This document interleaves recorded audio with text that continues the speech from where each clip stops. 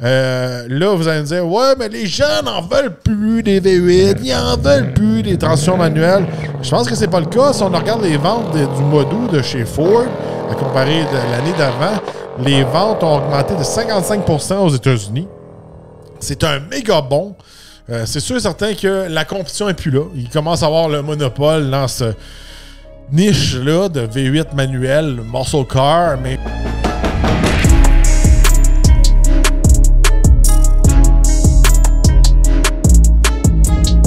Aujourd'hui au Torque Podcast, est-ce que c'est vraiment la fin des V8 avec des transmissions manuelles?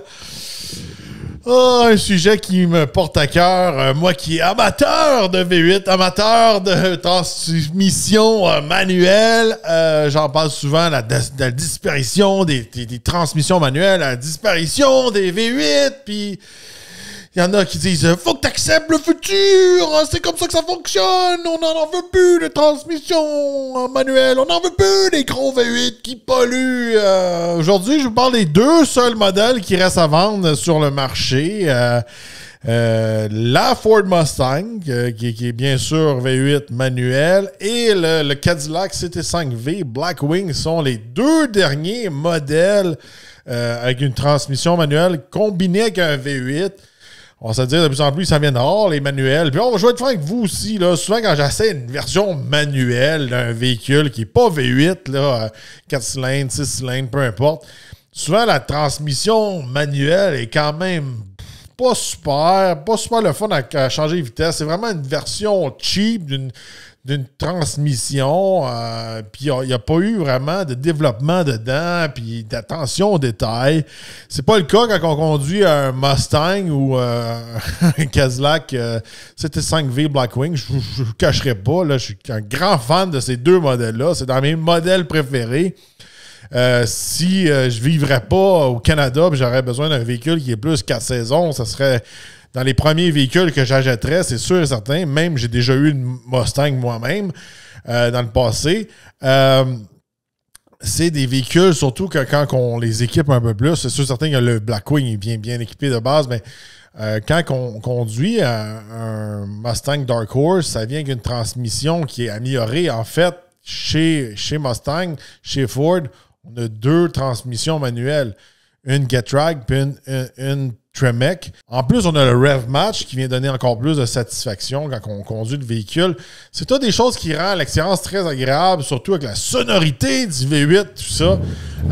Je vais être avec vous, là, le CT5V Blackwing, un de mes véhicules préférés. Il reste dans mon top 5 de mes véhicules préférés. J'adore les véhicules 4 portes avec beaucoup de puissance.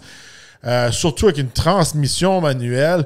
Même moi qui ai un Audi S6 V10, je rêverais d'avoir une transmission manuelle combinée avec le moteur V10. Ça serait, avec le Quattro, ça serait presque un véhicule parfait, à mon avis, à moi. Il manquerait peut-être le Twin Turbo de la RS6, mais imaginez un RS6 V10 Twin Turbo manuel Quattro. Ça serait moi c'est mon type de véhicule que j'aimerais avoir. Le CT5V Blackwing est super, mais je roulerais pas ça l'hiver. Surtout ici, moi, où je vis, qui est plus proche des montagnes de ski, tout ça. On a beaucoup plus de neige que des fois ailleurs au Québec. Ça prend un véhicule vraiment qui est adapté ici, là. Même parfois, j'en ai parlé souvent, des véhicules qui sont juste à traction avant, là. Des fois, on a de la misère à se débrouiller dans mon coin. C'est pas l'idéal. Fait que c'est sûr certain, un véhicule 4x4 ou un vrai bon all-wheel drive est de mise. Puis je le vois juste dans le coin où je vis. Les gens ont souvent plus des Audi, des Range Rover, des Subaru ou des camions, littéralement. Ça, c'est sûr certain. Mais regardez, là, vous allez me dire « Ouais, mais les gens n'en veulent plus des V8, ils n'en veulent plus des transmissions manuelles. » Je pense que c'est pas le cas. Si on regarde les ventes du mois d'août de chez Ford, à comparer de l'année d'avant, les ventes ont augmenté de 55% aux États-Unis. C'est un méga bond. C'est sûr et certain que la compétition n'est plus là. Ils commencent à avoir le monopole dans ce niche-là de V8 manuel, muscle car, mais il faut se le dire, le Camaro n'est plus là, Challenger n'est plus là. Il y a plusieurs compétiteurs qui sont plus là, qu'on avait des transmissions manuelles. Regardez, si vous étiez un fan de Chevrolet, Mais il vous reste quoi? Si vous n'aimez pas une Corvette, vous n'avez plus de choix. Il n'y a plus rien qui est comparable à un Camaro. Chez Dodge, on attend le fameux Charger Daytona qui pour les puristes, là, il faut qu'ils attendent le modèle à gaz. Le modèle à gaz vient plus V8. Est-ce qu'il va y avoir une transition manuelle avec le fameux moteur Hurricane? Et là, je pense que qu'est-ce qui se passe présentement, c'est que Ford ramasse tout ce monde-là, puis ils s'en vont tous chez Mustang. C'est un méga plus. Le CEO de chez Ford a annoncé il a dit on va faire des V8 avec des transmissions manuelles jusqu'à temps qu'ils nous interdisent d'en faire, mais maintenant, juste comment ils veulent en faire, ils n'arrêteront pas d'en faire. Présentement, là, la seule raison pourquoi ils arrêteraient d'en faire, c'est que ça soit vraiment interdit par la loi, puis tout ça. Puis ils vont continuer à en faire. Fait que je trouve ça intéressant. Moi je serais vraiment intéressé, je vais vous dire, là, un produit dans le futur que je pense qu'il y aurait une clientèle pour. Ça serait un Mustang 4 portes, V8, 5 litres, Coyote, transmission manuelle, traction intégrale. Regardez, les gens qui ont une famille, qui veulent amener leurs enfants avec eux, mais qui restent dans un climat peut-être plus au Canada, dans le nord des États-Unis, ces choses-là. Traction intégrale, ça ferait du sens. Ça serait un super véhicule. Qui ne serait pas intéressé à ça? Même les gens qui modifient ces choses-là, on va se le dire, les tractions intégrales, c'est ça qui domine. Même les F-150, j'en parle souvent, les fameux F-150 qui sont single cab, 4x4. C'est les Mexican GTR avec un supercharge en dessous du capot. Ça domine tout sur dans la rue, même sur la piste. Là. Mais sur la piste, c'est sûr certain, des fois, quand on a les pneus et c'est préparé, un propulsion reste un propulsion. Mais dans toutes les conditions, un 4x4 ou un all-drive, c'est toujours mieux.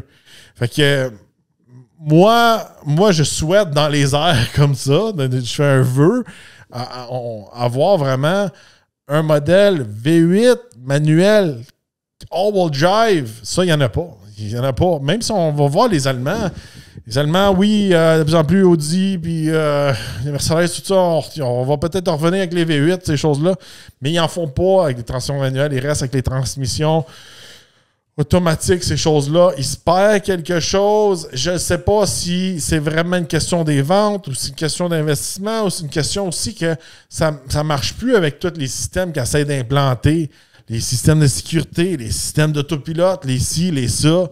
De plus en plus, ça peut être difficile de développer quelque chose avec une transition manuelle. Moi, je pense que dans le futur, de plus en plus, ceux qui sont vraiment enthousiastes vont vouloir une expérience analogique. Puis même si on a une transition manuelle, c'est pas obligé d'être une expérience vraiment old school. On peut l'améliorer. Je vous le dis, là, une fois que vous avez goûté une transmission comme qu'on retrouve là, dans le Cadillac CT5V Blackwing, c'est la même chose qu'on retrouvait dans le Camaro ZL1.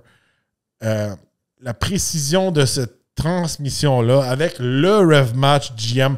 Chez Ford, il est correct, mais chez GM, il y a quelque chose de magique qui se passe dans la transmission avec le Rev Match qu'on ne retrouve pas chez Ford. Puis j'aimerais ça que Ford l'améliore au niveau qu'on est chez GM. Une fois que vous avez goûté à cette transmission-là manuelle avec le Rev Match, c'est addictif, c'est le fun, ça rajoute tellement un plaisir de conduire que il n'y a rien qui accote ça. Puis je pense que là, on le voit de plus en plus, les gens s'en vont vers là, les gens, on s'en va chez Mustang, on achète ça, puis là, on voit que chez Ford, les ventes viennent matcher la passion qui veulent vraiment rajouter de plus en plus des modèles pour les passionnés, la Mustang, le Bronco, les Raptors, ces choses-là. Je pense que de ce côté-là, c'est des produits qui sont payants parce qu'ils ont beaucoup d'équipements, puis qu'en plus, ça en vient dans une espèce de niche qui a un monopole que toutes les autres marques ont laissé tomber. J'espère que les ventes vont continuer à bien aller, puis que peut-être chez GM, on va se réveiller et faire comme ouais, peut-être qu'on devrait ramener une Camaro, peut-être qu'on devrait continuer à faire ci ou faire ça. Chez Dodge, j'en parle souvent, là, de mon s'il n'y a pas un nouveau CEO, il y a vraiment des changements drastiques. Chez Dodge, ils sont juste voués à l'échec. Là. Ils essayent de faire des trucs qu'eux autres trouvent cool, puis que personne ne veut acheter, puis personne n'en veut, là, à mon avis, à moi. Là. Mais je suis content. Je suis content que les ventes vont bien pour la Mustang. Je suis content qu'il y a un engouement pour les V8. Je suis content qu'on voit qu'il y a encore un marché. Il y a encore peut-être une nouvelle génération qui en veut de ça. Puis encore là, il y a des gens qui veulent une expérience de puriste, analogique, tout ça. Puis que je veux pas qu'ils disparaissent. Puis j'espère qu'il n'y aura pas des nouveaux des nouvelles personnes en place côté politique qui vont mettre un frein à ça ou mettre vraiment des bâtons dans les roues. J'espère que dans le futur, on va peut-être laisser les compagnies automobiles faire des produits pour les enthousiastes, puis pas qu'ils soient tout le temps pénalisés par le gouvernement, qu'ils soient plus lousses à faire ces choses-là. C'est tout ce que j'espère, mais aujourd'hui, je vais vous dire que, regardez, si vous aimez ces modèles-là, allez les acheter, allez encourager ça. Si vous avez les moyens d'aller chercher un Cadillac CT5V Blackwing, c'est un des meilleurs berlines qu'il n'y a pas sur le marché, un des plus fun que j'ai conduit de ma vie. Je sais que des fois, c'est un modèle que les gens connaissent moins, qui est plus obscur, qui est plus un peu undercover, mais qui est plus sleeper, à mon avis, à moi. Ça va à peine, mais encore là, chez Mustang, on peut avoir des modèles plus de base sans dépenser des 90 puis des 100 000, qui a encore le V8 puis encore le manuel. Fait que aujourd'hui, je vais faire un petit rappel, c'est important de protéger ce marché-là. Puis on voit qu'il y a un engouement aux États-Unis, en tout cas. J'espère juste qu'on pourrait peut-être avoir quelque chose pour nous, les enthousiastes qui est au Canada, puis peut-être que des enthousiastes qui ne peuvent pas se permettre d'avoir plusieurs véhicules. Et des fois, on va se le dire, quand on est une famille, des fois, on a 2 véhicules. Là, avoir quelque chose de sport, ça peut rajouter un 3e ou un 2e véhicule. Fait que je pense que dans l'économie actuelle, pas tout le monde peut se le permettre. Fait que j'espère qu'il va y avoir encore un marché de ce côté-là. Fait que juste 2 modèles qui restent. Est-ce que c'est une erreur de la part de chez GM, de chez Dodge, des autres manufacturiers, des modèles de luxe, tout ça? Dites-moi dans les commentaires, quel modèle V8 à transition manuelle aimeriez-vous voir chez la compétition ou revenir à un modèle qui existait avant, que vous aimeriez voir et que vous seriez intéressé à acheter? Dites-le moi dans les commentaires. N'oubliez pas de vous abonner, liker et de partager. On se revoit dans un prochain podcast.